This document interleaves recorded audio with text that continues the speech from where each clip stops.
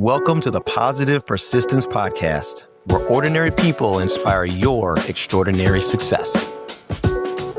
Welcome back to another episode of the Positive Persistence Podcast. I am super excited for this episode.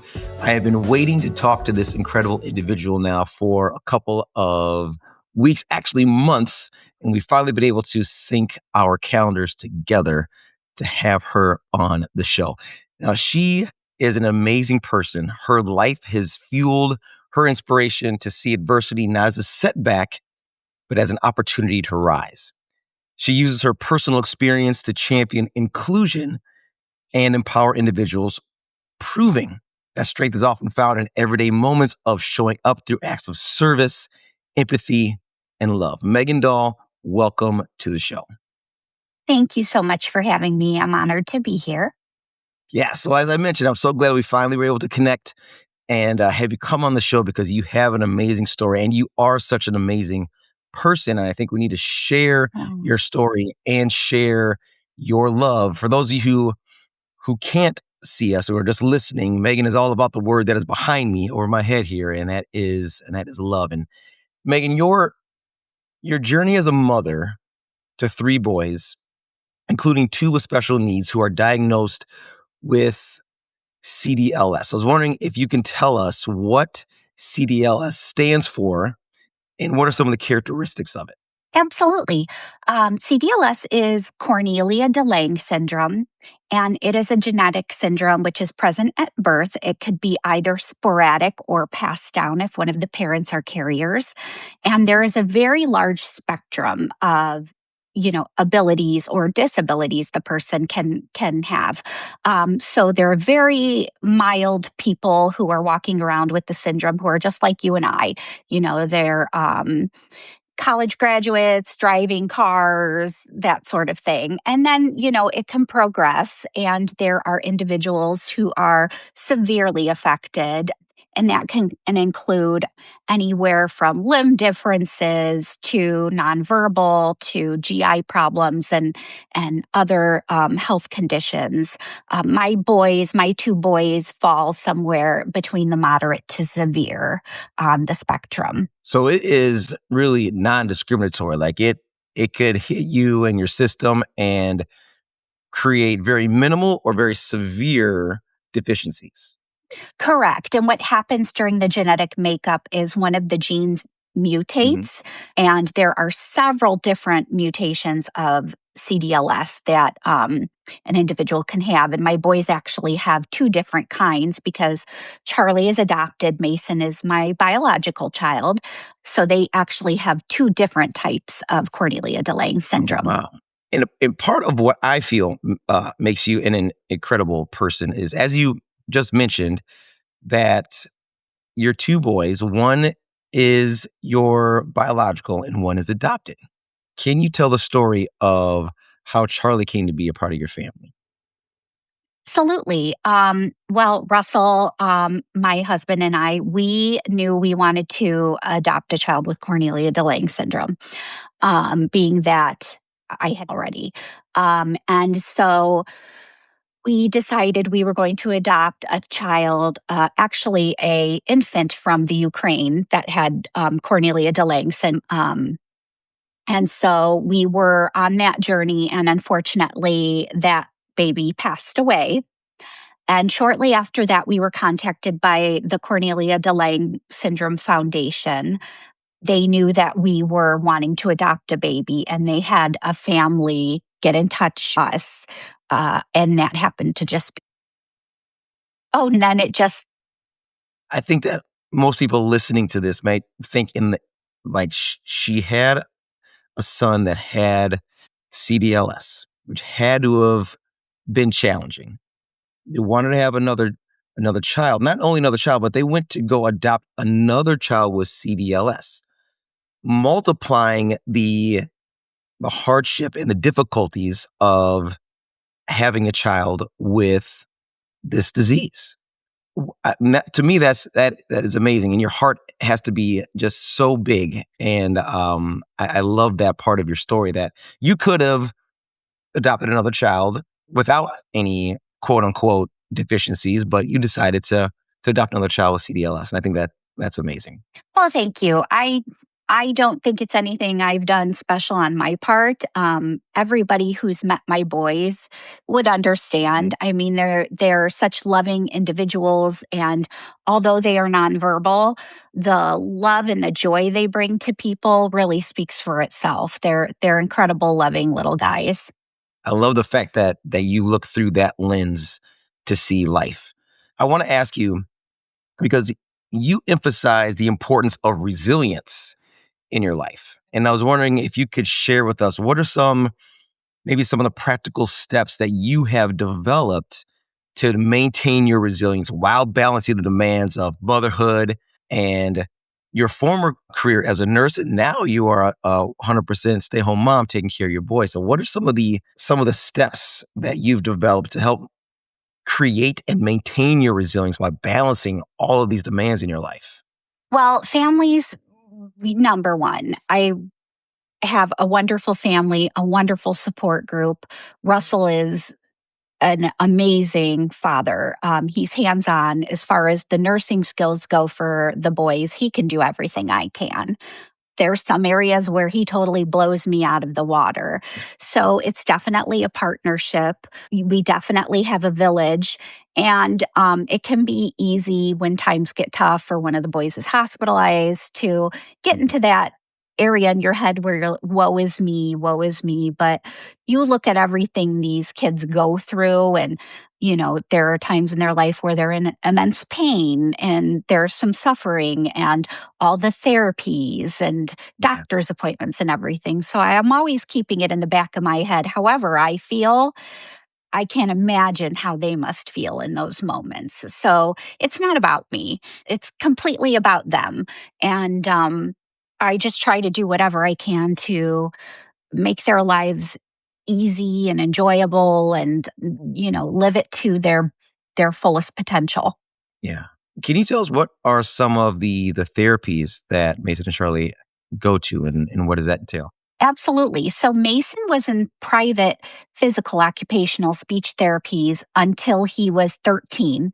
And then he had reached his, capacity and his full skill set value, I would say. And he's extremely stubborn. So if he did not want to do something, he would just dig his feet in and just be like, "What else you got? Because I'm not doing it." So we always joke that Mason got kicked out, but he put his time in. Charlie is in private therapies as well, and then he also gets therapies through the school system. Both boys are on a homebound program through our local public school system, to where the teachers will come out occasionally. And that is because they do not have the immune systems to attend school, because when they catch something, they're usually out for several weeks. So it doesn't benefit them to go to school. It actually kind of hinders them and their progress because they get sick so often. So that is also a characteristic of CDLS, is having immune deficiency. Yes, you can have immunodeficiencies with the syndrome, and my boys both have them. So it's not particularly uncommon. And they're both extremely small. They are both about 3 feet tall. So I call them my hip babies. I literally carry them on my hip. They're so tiny. And Mason, we believe, is fully grown. He's going to be 18 in May. And Charlie has passed him up, and I think he's got a little ways to go still. What's the age difference between the two? Mason is 17 and Charlie is 9. Okay. Gotcha. Yeah. So the little brother's passed out the big brother. Exactly. Yes. That's got to be tough in any household. Yeah. Yeah, it is. But, they don't know the difference. So it doesn't affect them too much. But it is funny in certain circumstances when people see Mason and they're like, he's 17. And I'm like, yeah, he's 17. Right. Megan, how has your personal experience armed you with this passion to champion inclusion? Because I know that's one of the things that you are passionate about. Absolutely. Inclusion is huge, even for our elderly, people of color. every angle you can think of, not just persons with disabilities. Mhm. But, I'm sure your wife, as a former educator, can tell you how important it is for inclusions in the school systems. And there are different many aspects to that. From personal experience, when you include an individual with disabilities, you basically are saying, hey, this doesn't matter.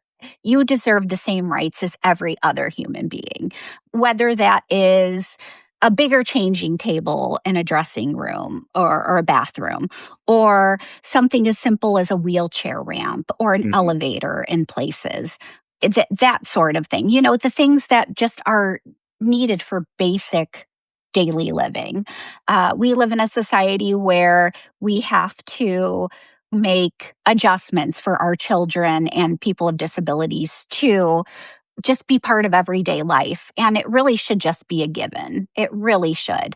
And now we in the past year and a half, we've faced some challenges with the rolling back of the DEI with corporations, and we're slowly starting to see the repercussions of that. Things that were basic rights for individuals are slowly getting rolled back, and that is very, very distressing to see. I'm really glad that you brought that up because I think that a lot of people in this country, when you bring up that Mhm. phrase DEI, they think Exactly. of race Mhm. and they think of ethnicity. They don't think of individuals who Right. have handicap. That is huge. And for somebody who is living with a disability or living with someone who has a disability, that it is a part of everyday life. I guess I want to ask you this question because you could probably explain it better than I can. How difficult or frustrating is that when you are going to a quote unquote public, meaning Mhm. supposed to be meant for everybody, public place, and you don't have the access or ability to utilize that space like everybody else? Well, I am very lucky in the aspect that my children are extremely easy to get around Mhm, because they're so small. mhm. That being said, when we are going to doctor's appointments at the University of Chicago and, have to walk 2 blocks in the freezing cold, to get just into the emergency room door, it's extremely frustrating. I can't imagine what it must be like for someone bigger or an adult with a disability and they're unable to have the basic needs they need to get where they need to go or just to operate every day of life. Even if it's just like a handrail, it's completely ridiculous. The amount of money corporations put into the aesthetic of how things look, and then they oversee the important things that can make everyday life accessible. And I know you yourself have been in a wheelchair, so I'm sure you are familiar with the challenges that go along with that. And it's just overlooked. And even though we're in the 2000s, it's 2026 now, Yeah. and we're still having to fight for basic human rights, whether it's race or disabilities, even intellectual disabilities. We're seeing special programs in school even being stripped away for that because they just don't deem it as important. And it's a real shame. It is, and we could really go into some conversation about how that affects society and all of that. And we'll leave that for another day because Yeah, that can get absolutely. a little heavy. But I'm really glad that you talk about this and that you're bringing a light to this. And I think inclusion is something that, as you mentioned, to use your word, overlooked so often because it isn't a part of mainstream life for most people. So they don't think about it. And yes, you're right. Like the part of my life where I was disabled and I did have a handicap, those were things that I had to look at when I would pull up to a Target or a grocery store or going into a medical facility. Were the doors wide enough for my wheelchair? Did they have a wheelchair ramp? Where was the handicap parking? Because in some places you would think the handicap parking is right up front, but sometimes it's not. And yeah, in like right now it's January 30th and there's snow and ice all over all over the place. And going 2 blocks doesn't seem like a lot, but you're right. When it's freezing cold and you can't hurry up or run or jog or whatever, or move quickly, It that is. 2 blocks It is is. rough. Yes. And you think, well, like, isn't there a better way? Like, why is this not accessible, as Right. accessible for me Right. as it is for everybody And else, you right? hear a lot of things, about, scoffing at it and special treatment. And it's just people they don't want special treatment. They just want to be able to live their life like everybody else. Absolutely. And oh man, starting to get me all riled up here, Megan. That makes me upset, right? Like, people, like, special treatment for what? For this syndrome, or for this injury, or for this condition that I have that I didn't ask for. I can't help it. I'm not asking you to treat me special. I'm asking you to make it a even Correct. playing field for me, Right. because that's only fair, right? Right. And why wouldn't we want individuals to have those things so that they can be better in their lives? It only benefits everybody.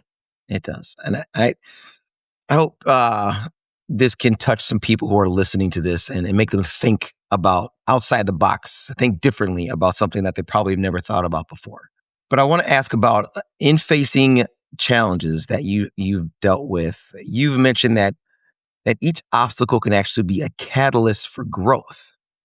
And I find that interesting, because a lot of people don't think that way. They think that when they are faced with an obstacle, that, oh man, like, what am I going to do? How am I going to figure this out? And they don't surge forward, they actually retreat. And I was wondering if you could unpack that idea for us of how an obstacle can actually be a catalyst for one's growth. Absolutely. So I know we talked about certain circumstances that Mason had gone through, where he was abused by a home health care nurse. And that was a very devastating ordeal for him and our family to go through.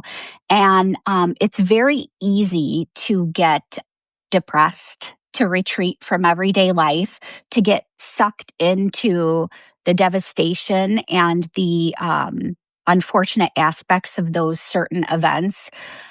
But those things tend to not only affect you emotionally, but physically as well. Yeah.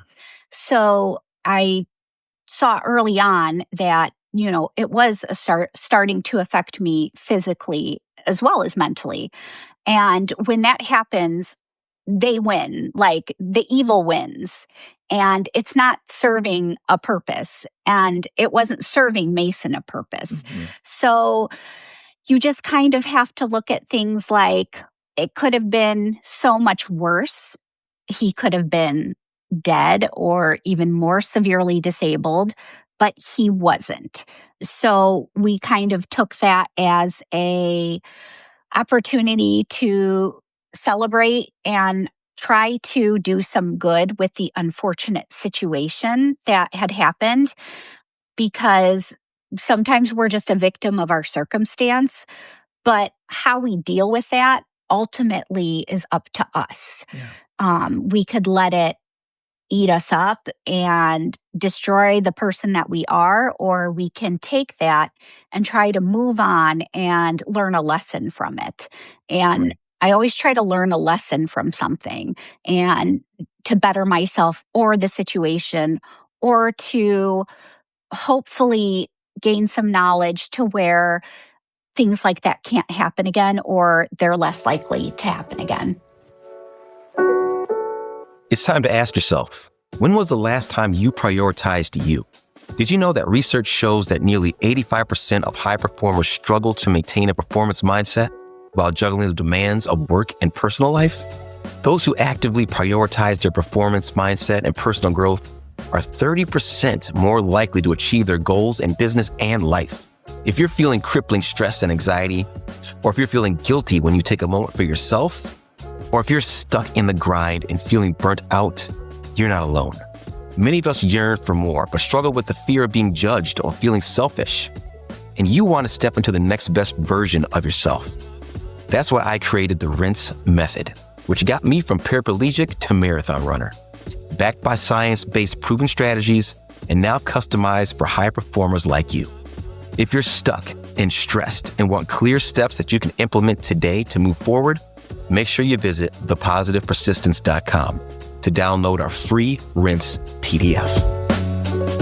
When you talk about kind of, in my mind, as you're talking, I'm thinking about you going from that area or that time where you were dealing physically and emotionally with the ramifications of that situation, and you were able to turn that corner and you were able to flip to a more positive mindset. And I'm wondering if you can remember back to that time, what helped you pull yourself from that negative space to start to grow into that positive space? Were you able to flip it? To be honest, I don't know how healthy it was, but it was anger.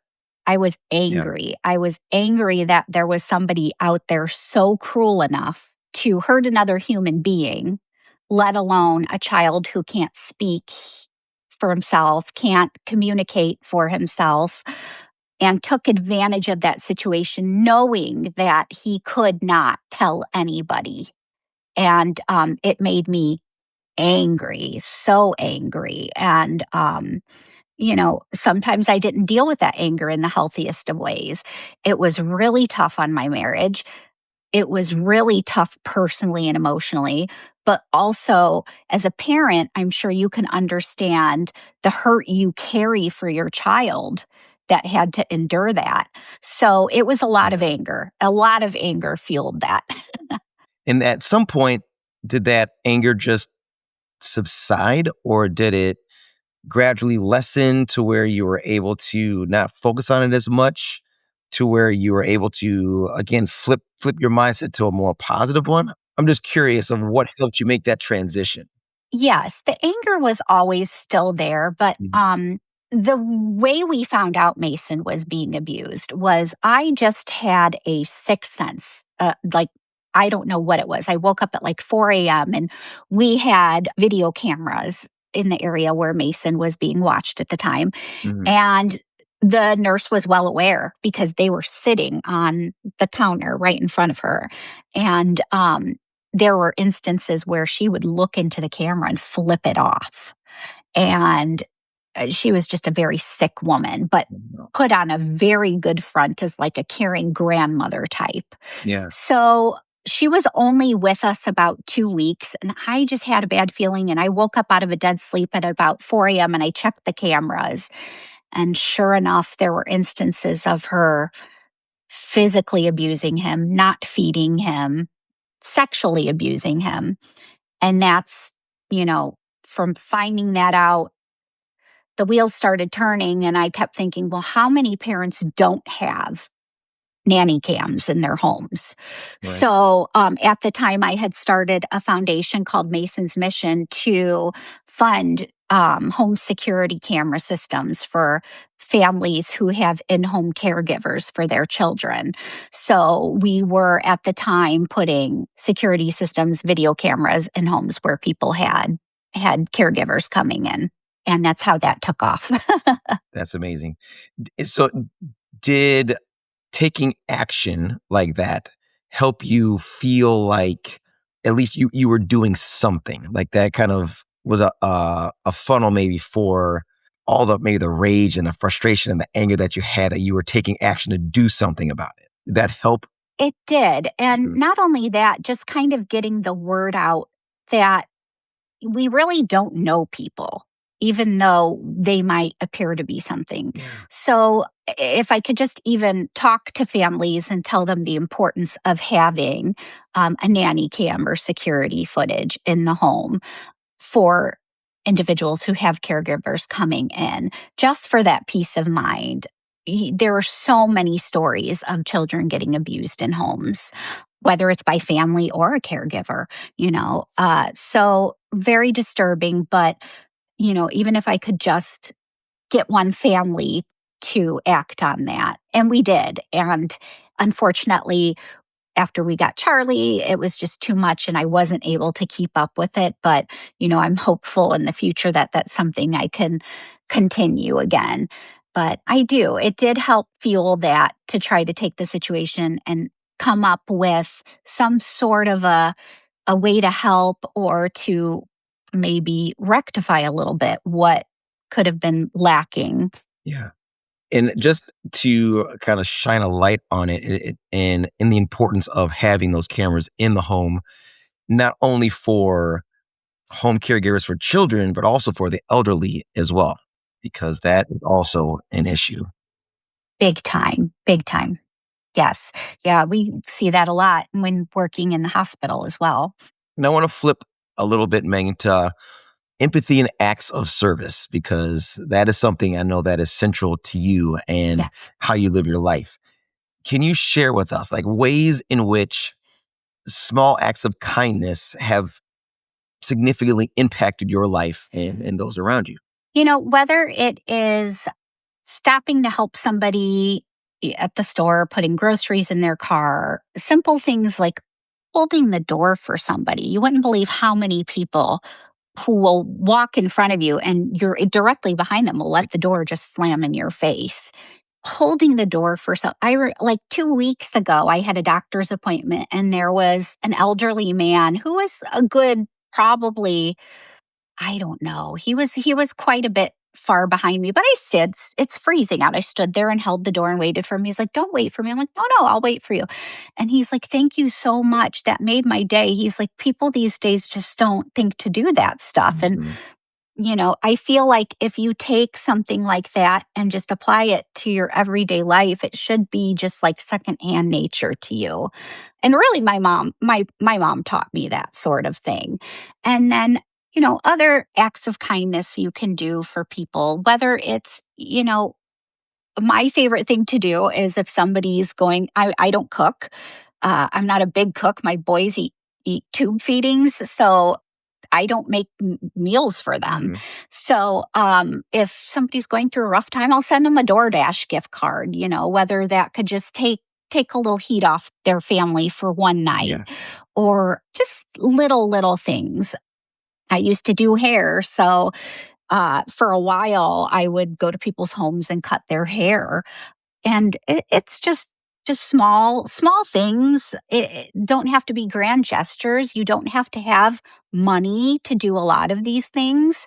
It's just showing up, showing people like you matter, taking time to even just make eye contact with people, shake their hand when you meet them. We're so caught up in our phones, social media. I am guilty. My favorite thing to do at night is lay in bed and scroll on TikTok. I am a TikTok fanatic. Love your wife's TikToks, by the way, and yours as well. Yours are so inspiring. Thank you. Speaking of inspiring, yeah, you're incredible. But just noticing people, Yeah. noticing if you can notice a lot just by looking at somebody. And just taking that time to notice. Absolutely. Right. So I think you're talking about like random acts of kindness that don't Mhm. have to necessarily be random, right? They can be thoughtful. And what you're saying is that I don't want to should on anybody because that gets messy, but you should be able to have those random acts of kindness built in as part of your secondhand nature, like you said. Like you should be holding doors open for people, or you should be, saying hello to people or hi, or making that contact or that eye contact, that personal human connection with somebody. And just something small like that, like you said, could make their day. Such an Absolutely. easy thing to do. Absolutely. And that points to, again, that's just love, just in a different way for your fellow human being, Absolutely. right? Now, I want to also talk to you about something that you've also said, and that is believing that adversity actually refines us. And I was wondering, you've already told us about unfortunate atrocity that happened to Mason.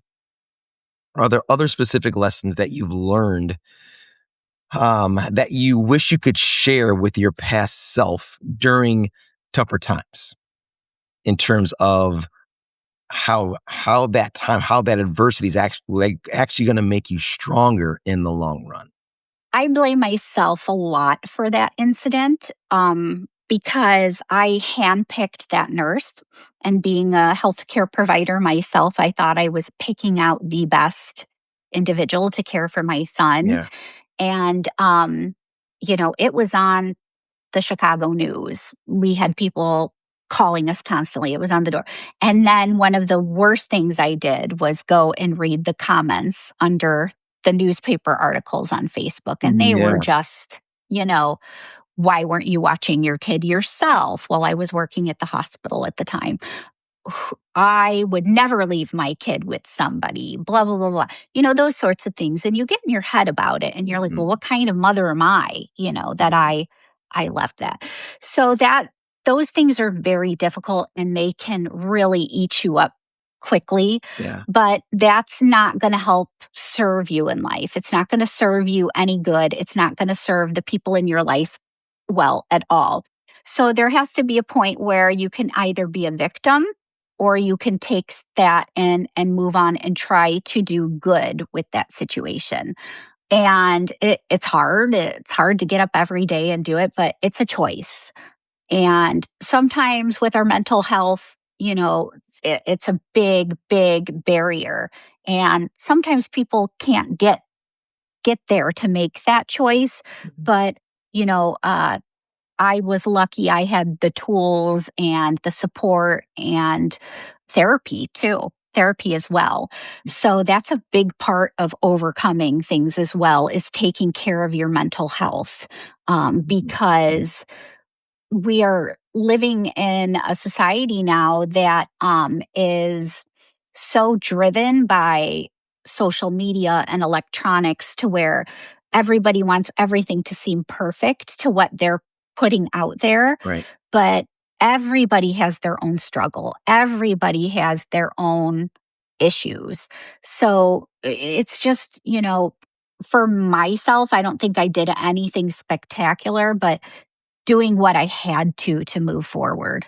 I think that in itself is spectacular, Megan. And, hearing about what you had to go through, especially getting people slings and arrows in your back after you've already gone through this incredibly tough time, to them to then judge you and start talking negatively about you. That's incredible that you were able to come out of that. And as you said, make yourself understand that it's not going to do me any good to be negative about this and stay in that mindset, that mind frame. And I mean, you are the definition of resilience and positive persistence, to be able to bounce forward from that and still be the loving, caring person that you are. I think that would jade most people to be, negative and upset with the world, but you are the exact opposite of that.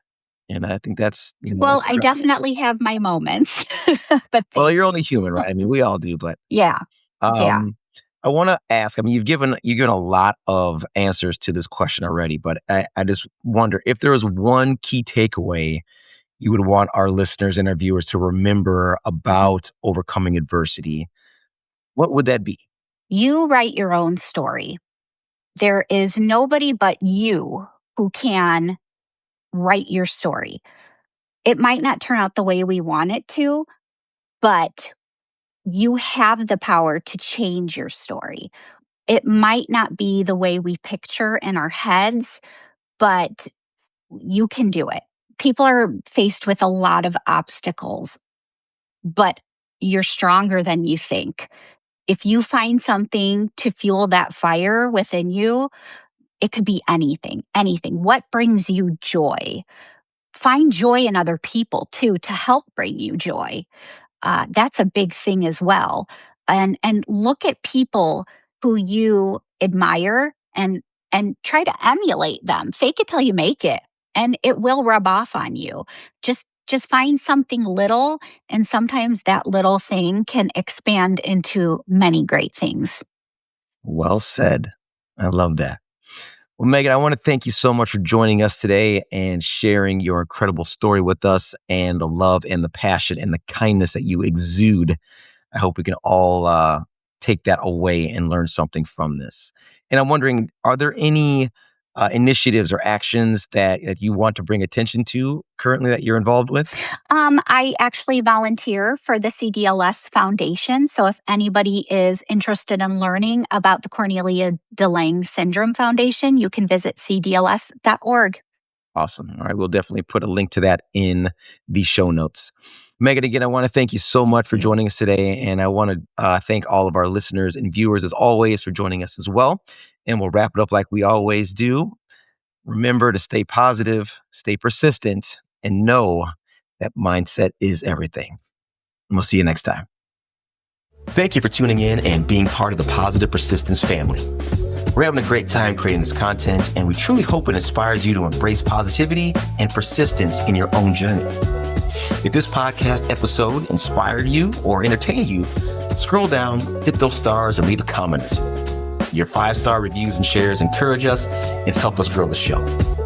So until next time, stay positive, stay persistent, and remember, mindset is everything.